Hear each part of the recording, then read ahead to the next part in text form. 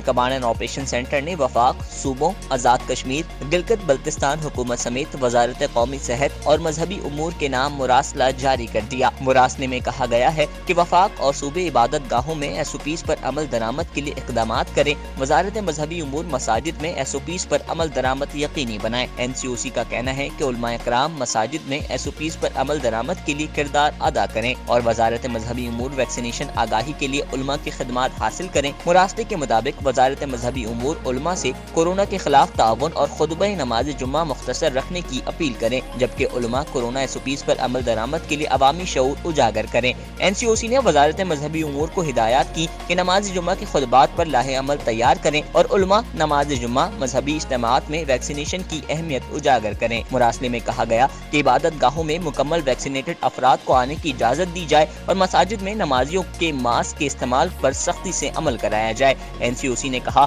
کہ صوبائی حکام مساجد، عبادت گاہوں میں قالین، دریاں نہ بچھانے دیں، عبادت گاہوں میں سماجی فاصلے پر سختی سے عمل درآمد یقینی بنایا جائے۔ مراسلے کے مطابق مساجد، عبادت گاہوں میں ہوا گزرنے کے لیے معقول انتظامات کیے جائیں، علماء کرام کھلے مقامات پر نماز کا اہتمام کریں، جبکہ مساجد، عبادت گاہوں پر ایس او پیز پر حسب ضرورت نظر ثانی ہوگی۔ Inzar Ahmed, Meta News Karachi.